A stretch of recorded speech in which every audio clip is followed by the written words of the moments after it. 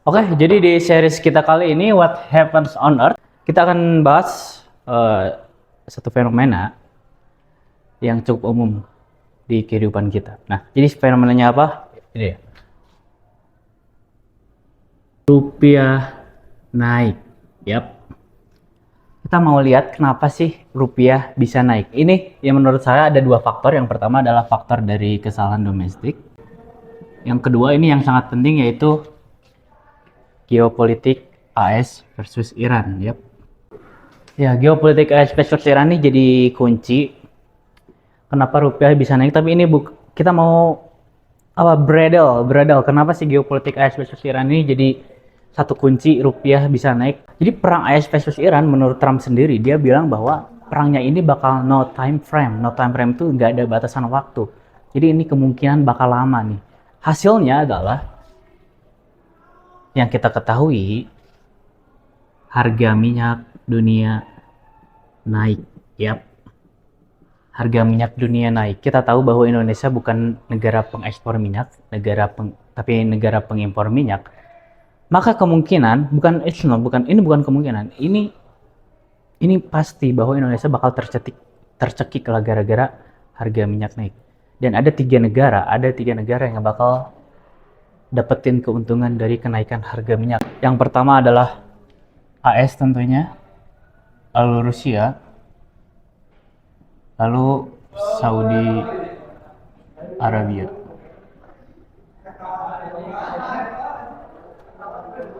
Yap, tiga negara ini yang bakal memperoleh keuntungan dari kenaikan harga minyak.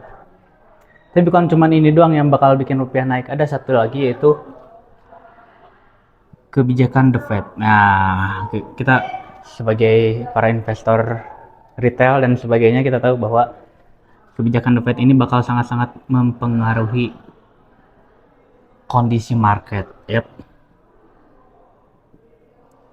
Kenapa seperti itu? Kenapa kebijakan The Fed mempengaruhi kondisi market? Yang pertama adalah kalau misalkan kita beli minyak dunia, dia pakai apa belinya? Tentu pakai USD kan? Pakai USD kan? Nah, The Fed ini punya kunci, dia bisa naik dan nurunin suku bunga US. Dan menurut chart dari dollar index itu menunjukkan bahwa ada kenaikan. Jadi dalam chartnya DX itu chartnya kayak gini. Jadi ada kenaikan yang signifikan nih. Mata uang AS menguat dan kebijakan The Fed dia kemungkinan bakal naikin suku bunga. Nah, ketika The Fed naikin suku bunga, para investor itu pasti tahu dia bakal mengalihkan uangnya kemana. Tentunya dia akan mengalihkan uangnya ke USD. Jadi ketika kamu jadi investor dan ngelihat ada kemungkinan The Fed naikin suku bunga, tentu lu pasti bakal masukin uang lu ke USD lah. Masuknya kemana ya? Tentu ke saham-saham US. Biasanya itu yang menyebabkan kenapa kapital market di Indonesia itu mengalami outflow. Karena uang yang tadinya ada di sini berpindah ke sini. Yap, itu yang terjadi. Itu juga kenapa IHSG 7.600 dari setelah penurunan panjang dia dalam satu bulan turunnya menjadi 7.100. Jadi ini cukup dalam ini. Dalam satu bulan dia turun seperti ini gitu. Jadi kita tahu bahwa rupiah naik itu bukan cuma gara-gara geopolitik, tapi geopolitik ini secara umum ya. Kalau kita bahas lebih dalamnya, geopolitiknya ngasilin harga minyak yang naik, ada AS yang diuntungkan, ada Rusia, ada Saudi Arabia yang diuntungkan. AS tahu sendiri dia punya cadangan minyak di Venezuela. Terus juga dia mainin nih The Fed-nya. The Fed naikin suku bunga. Ketika The Fed naikin suku bunga, USD menguat, investor-investor yang tadinya ada di capital market negara-negara berkembang berpindah ke US. Dan hasilnya adalah IHSG rontok. Nah, apakah IHSG bakal tembus nih ke 7.000 atau bahkan ke 6.900? Kita nggak tahu. Tapi kalau misalkan kita lihat dari fakta ini sangat-sangat nunjukin kalau misalkan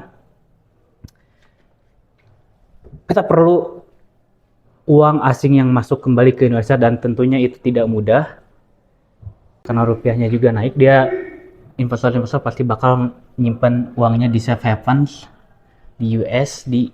So that's it. Ini analisa saya kenapa rupiah bisa naik. Dan oh ya, dan satu lagi adalah investor-investor asing ini dia memperkirakan atau meriset bahwa APBN kita gara-gara kenaikan harga minyak ini bakal turun 2,9%.